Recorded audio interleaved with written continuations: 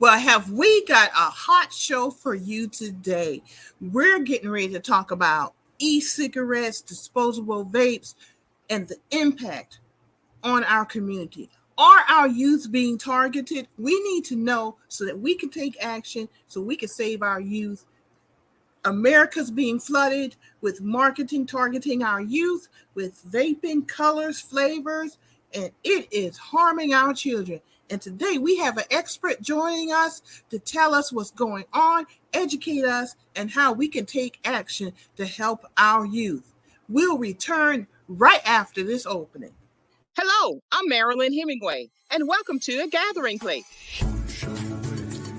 I said, I'm stepping back because we have young voices who want to be heard and they're moving on something. Branding is really important to you and your business. Even a basic type of technology, you learn it all. And people are Good question.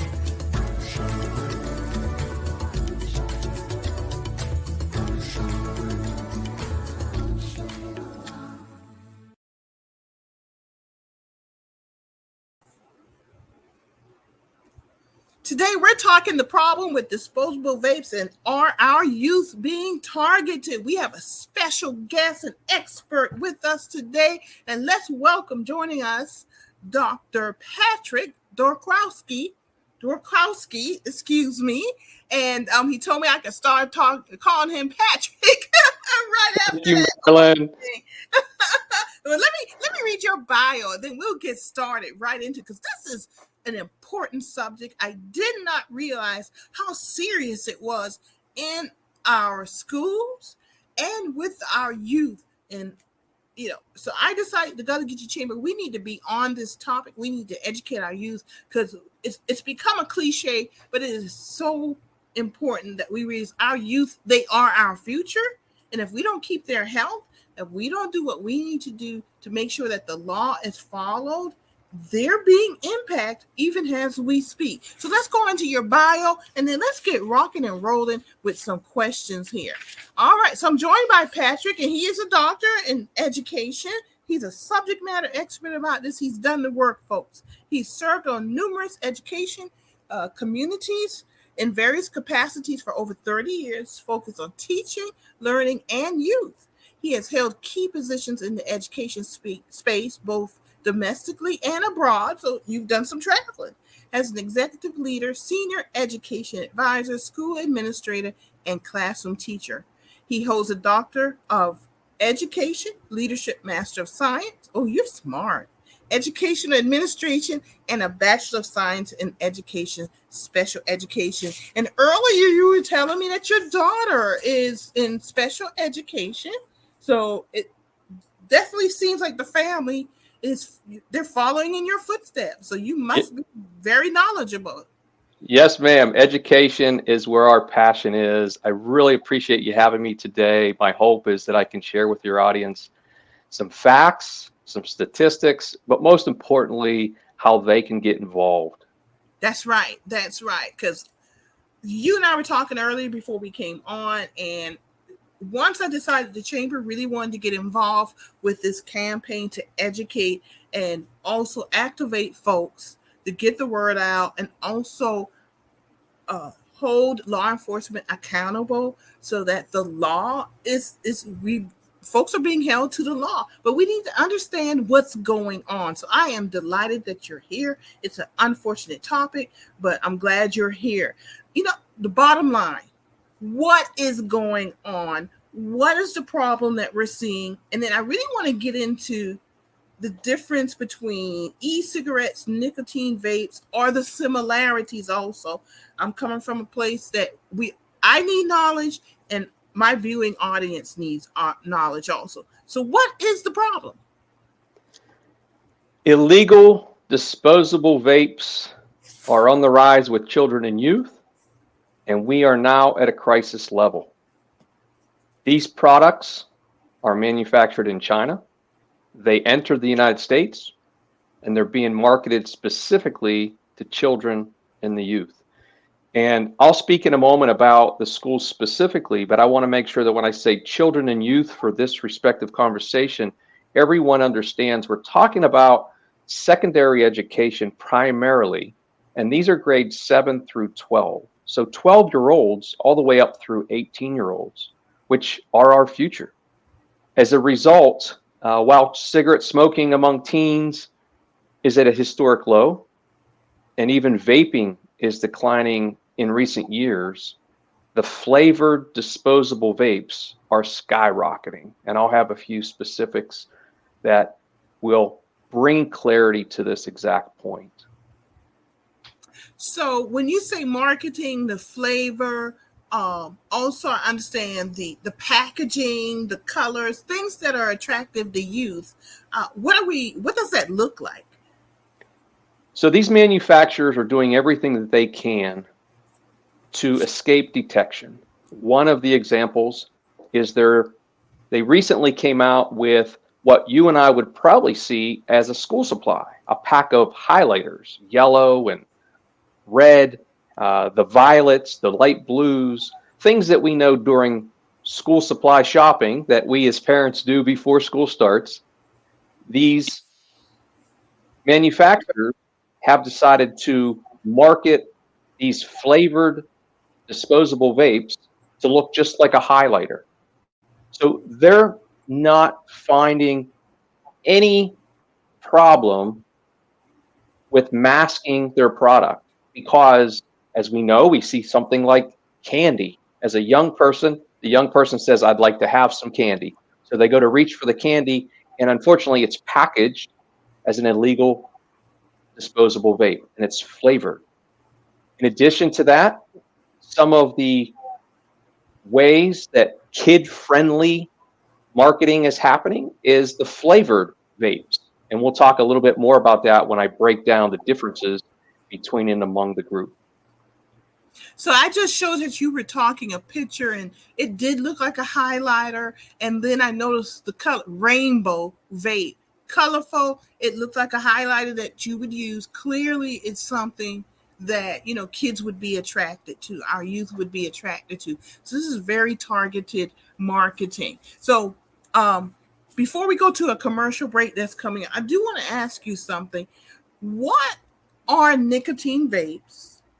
And then what's the difference between nicotine vapes and e-cigarettes? Or is there a difference? Or is just what you call it?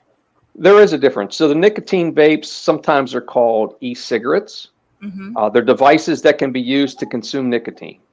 Many believe, and research shows that they may be less harmful alternatives to cigarettes, which can help cigarette smokers reduce their risk. And in the U.S. and even the FDA, there's regulations regarding all of these matters, but many hundreds of thousands have submitted requests to the FDA to be approved, and they've been rejected. And specifically, these illegal disposable and flavored vapes are the ones that I'm speaking of. The disposable vapes also are devices that can be used and thrown away. So for a young person, that is a opportunity to not necessarily own something. So they get a hold of them, they use them, they get rid of them. They're not refillable like a cartridge-based vape, and they come in, again, these fruity candy types of flavors. And I'll remind again, they're not approved by the FDA, and they're illegal, 100% illegal. But because of the lack of information and the lack of enforcement, hundreds of millions have been imported.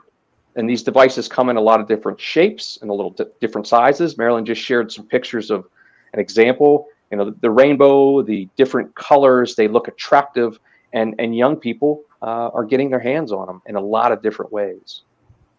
And they look like even the USB drive that you just stick in, your computer. And we know kids are on computers a lot. So they look like, and those are becoming more colorful too, because they want to, because USB drives are in schools. It really reminded me of that also. So to me, it's like very clear that between the very colorful packaging and the flavors, that this is definitely targeting our youth, almost like in the olden days with cereal boxes. It's very targeted to children. So that's very problematic. I want to know more about this, but before we do, I want to go ahead and remind folks of during this commercial break of an upcoming event. So Miss Dr. Patrick, we'll see you in a moment right after this commercial.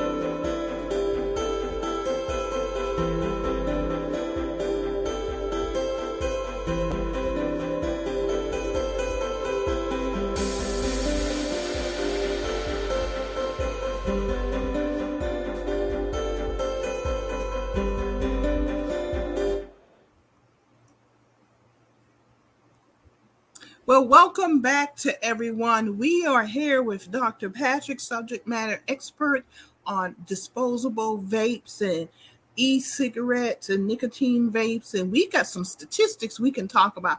I'm totally blown away by these statistics. So let's go ahead and bring Dr. Patrick back. All right, we're back. Welcome back. Thank you very much. And I'm looking at some statistics regarding this growth of these disposables as you've described them.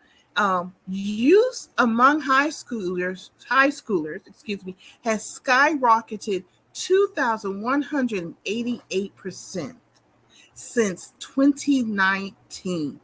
That is shocking. I mean, I'm just blown away by that. That's not a number we usually use, right, Marilyn? 2,188. I mean, when do we ever use that in our lifetime? I know. I mean, if somebody told me something increased 15%, I'm shouting hallelujah, right? But 2,188%. What do you contribute that to? So it goes back to the marketing. It goes back to the opportunity. And if you think starting with the merchant, so whether it's a small shop, whether it's a small gas station, the merchants, a lot of times, they don't even know that these illegal disposable vapes cannot be sold, let alone they shouldn't even have them. Second, the flavored vapes, again, if it's a product that they're making money off of, they may not acknowledge it completely because either they didn't receive communication from the appropriate source. As I shared earlier, the FDA has a responsibility to regulate, and none of these are legal in this country.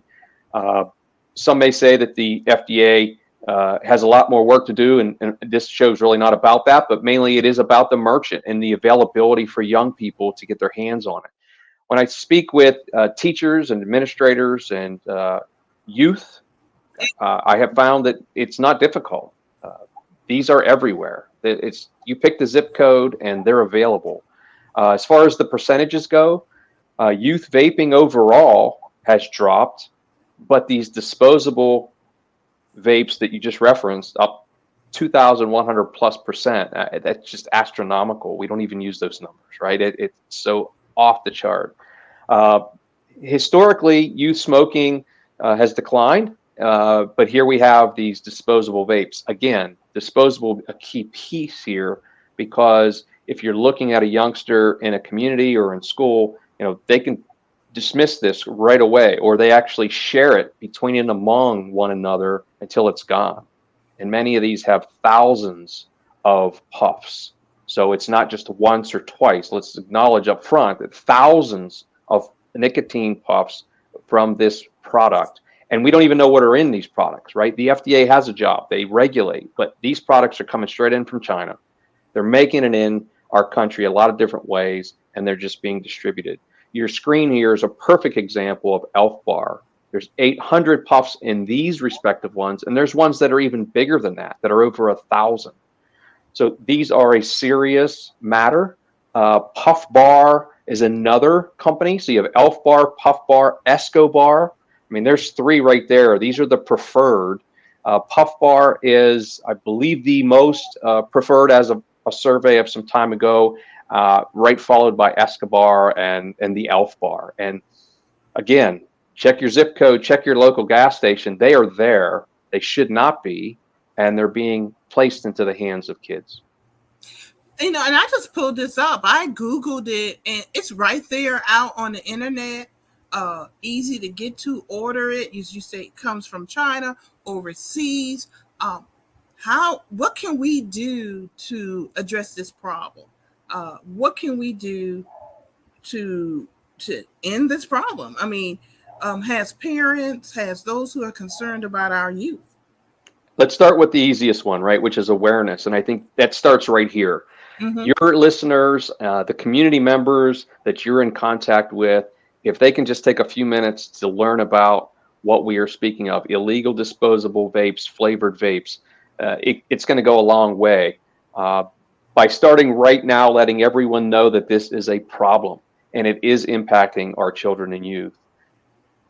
Anywhere we can increase enforcement. Now, we all know law enforcement, our police officers, as an example, they have a job to do. And it's not necessarily to chase young people who are using illegal vapes, but we also have enforcement in different code offices or different county or state offices.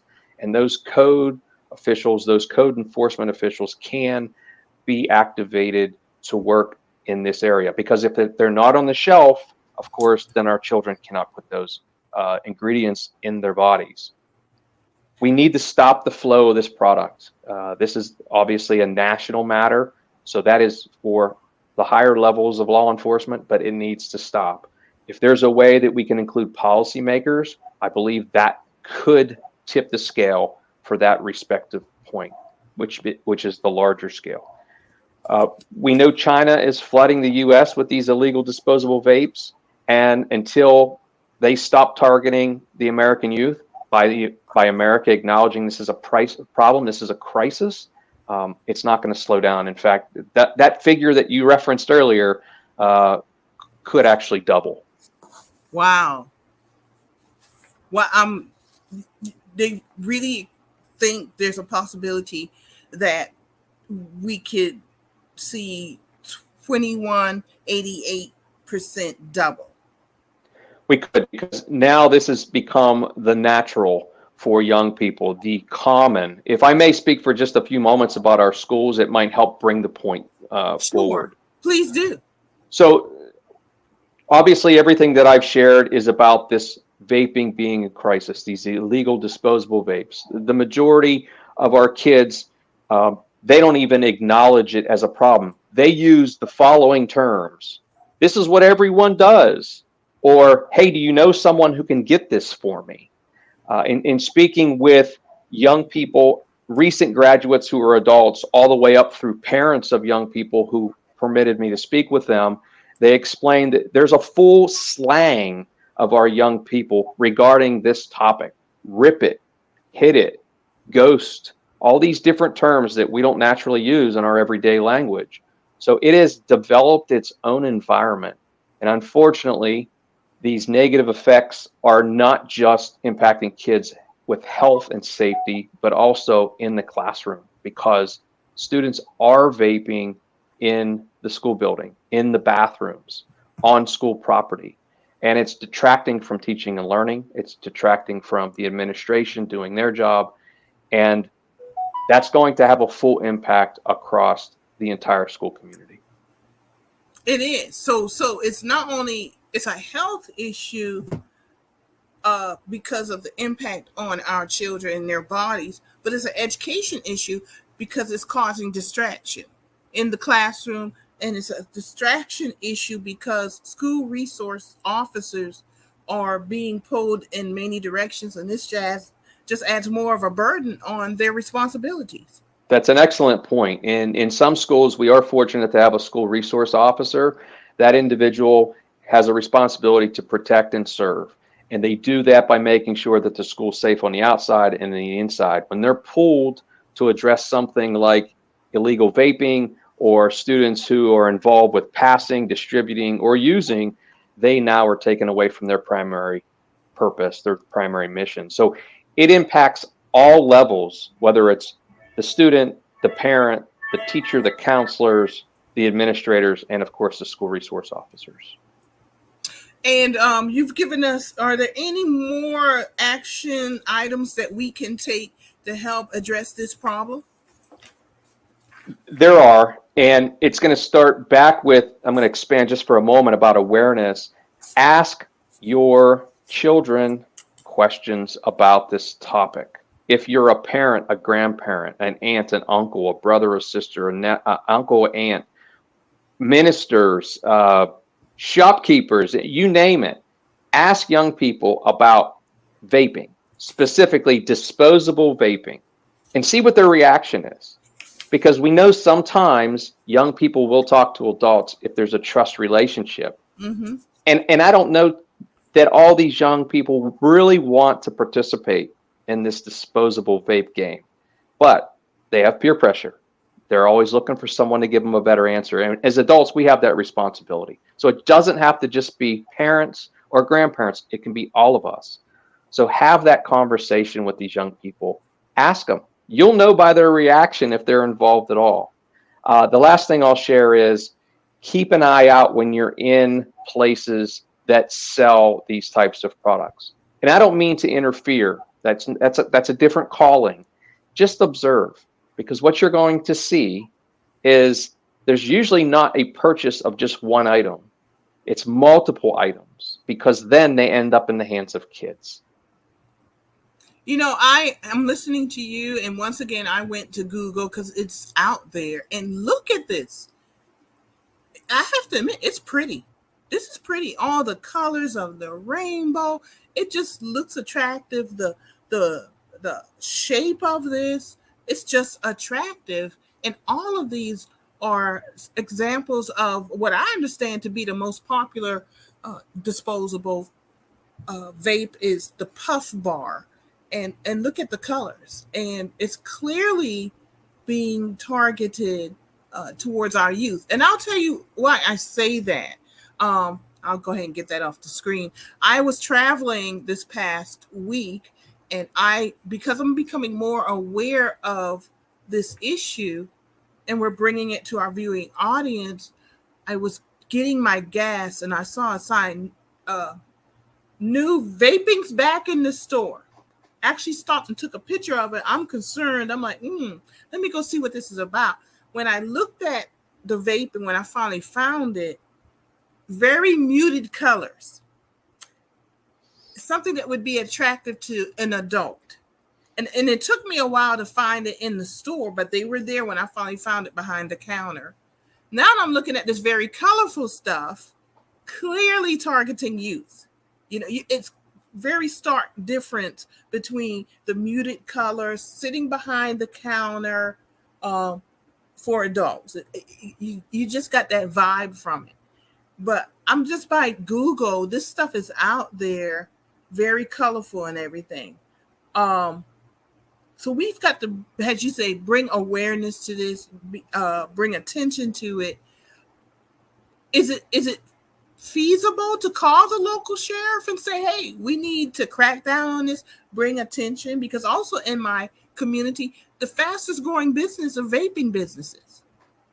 I would say as adults and as leaders, we know when the best time is to speak with our sheriff's office. We know when the best time is to have that one-on-one conversation or small group. There's a lot of council meetings, things like that. There's a time and place for everything, right? Mm-hmm. The main points we know are these are illegal disposable vapes. The majority of the consumers are youth. You showed the perfect pictures. They're very attractive, especially with the flavors, candy, dessert flavors, things to that nature. Anyone in your audience who just has that knowledge alone is powerful. Knowledge is power, right? We know that there's harmful ingredients, violations of federal law. We can go on and on and on. I'll make a reference to New York City. This is worth Googling. New York City filed a racketeering charge against the distributors of these illegal vapes. And there's a few other states that are getting deeper into the enforcement.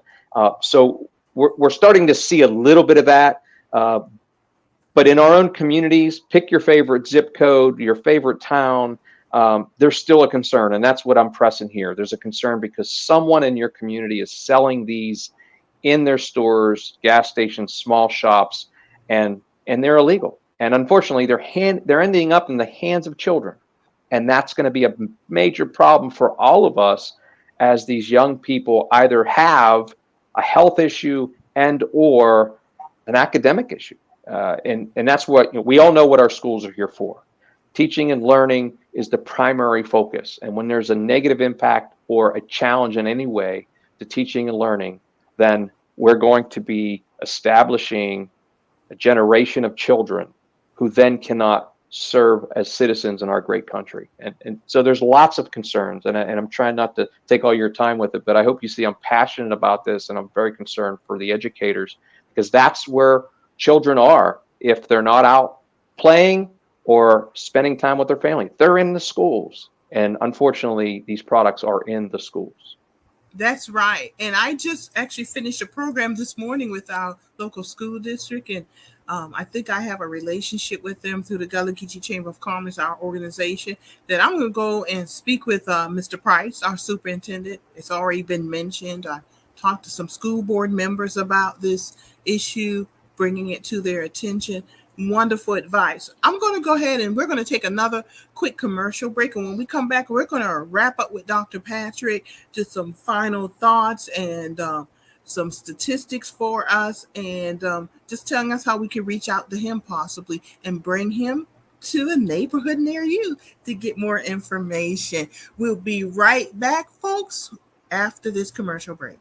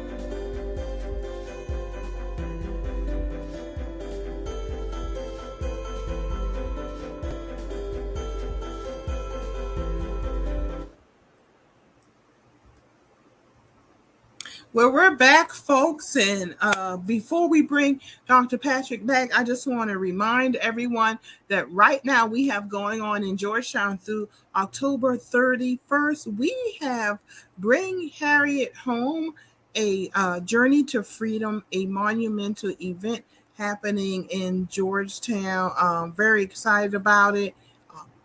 Monument will be here in the city of Georgetown until October 31st. We invite you to come on out and join us at this event. As you can see there, our poster that's out there, beautiful monument. Spent some time with some kids from the school district recently.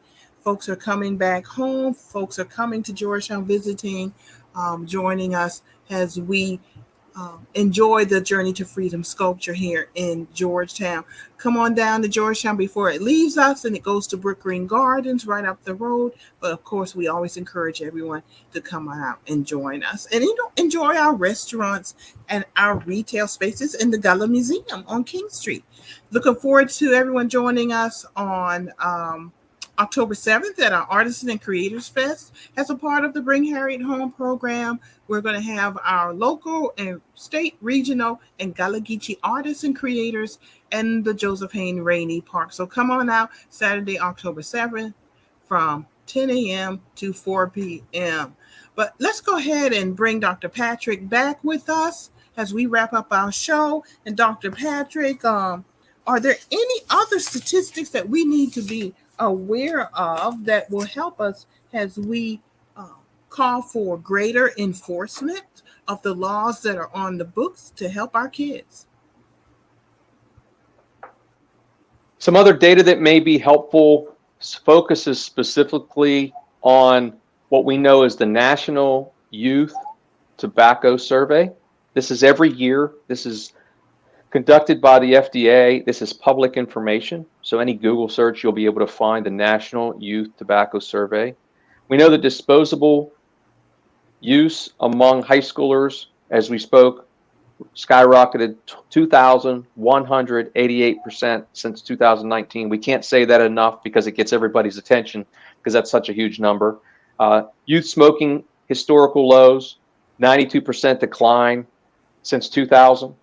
And also 91% decline since 2000 of youth smoking menthol cigarettes. So there's different types of cigarettes, of course. Those are some points. It's right in the survey. And the last thing that I'll share is about the pattern of these flavored disposable vapes that most may not recognize as the key problem here. And that is the fruity flavors. 75% of the users have stated that those are their favorites. And then the candy, the dessert, and other sweet ones, about 40%. So no matter what the numbers look like, we have a problem. Illegal disposable vapes. And if we were in any situation where we see young people, specifically a child, playing with poison, we're not going to stand by and say, well, I need to figure out who the right person is to be part of this enforcement or who has jurisdiction control. We act. And it's the same here. We need to act. We have some courageous law enforcement officers out there now who are participating in the enforcement, but we can't rely primarily on our law enforcement officers. They have other responsibilities to protect and serve. And Dr. Patrick, thank you for bringing it to attention as you were talking, and I pulled up some of those colors and flavors, and guava, ice, strawberry.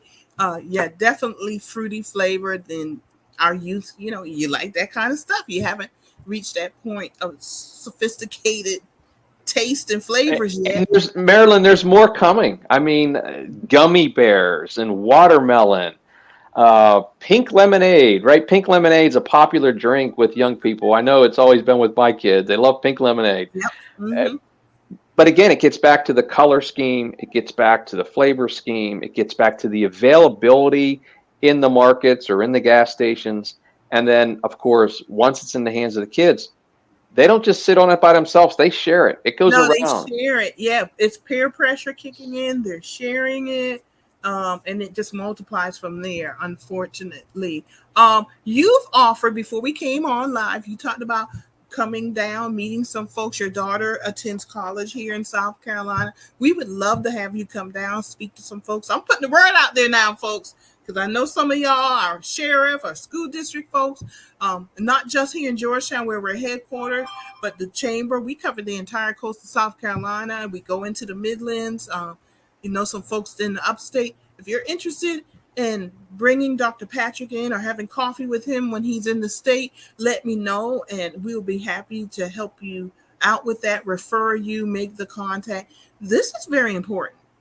This is very important regarding our youth right now with their education and their health and also their future. And, we all know there are a lot of problems out there. We all facing a lot of issues as a nation, and this is one more to put on the table, but we need to become aware of it. Thank you, Dr. Patrick, for joining us and making that happen. Any final two thoughts or a final thought before we leave? Knowledge is power. The more we know, the more can get involved to enforce and to protect from the perspective of children and youth. That's our future. We all know that. And my passion is education. And if we can get this information out to the right people, it's one step closer of getting all of this poison, all these illegal disposable vapes out of our schools. All right, very good. That's a great place to stop this show. And folks, I just want to remind everybody, not only today is this happening, but this is also, we're going to be showing this on Wednesday also at 4:00. So if you missed it today, tell the folks you can come back, and we're going to show this show on Wednesday, September 19th. Also, Dr. Patrick, thank you for joining us. Really appreciate you coming out today. And if y'all drop the questions and comment section, and we'll try to answer those questions and get back with you. Dr. Patrick, thank you for joining us. We really appreciate the information and looking forward to seeing you in South Carolina. Thank you, Marilyn. All right. You have a great day. All right, folks, that's Dr. Patrick joining us and sharing with us his knowledge as a subject matter expert. This is a crucial issue facing our youth. Thank you for joining us today. Get education, get knowledge, as Dr. Patrick said, and call up your school board, call up your sheriff, and let them know we need to hold folks accountable. We need to uphold the law. I want to shout out to Dr. Patrick and say thank you to him once again, and we'll see you next time on A Gathering Place.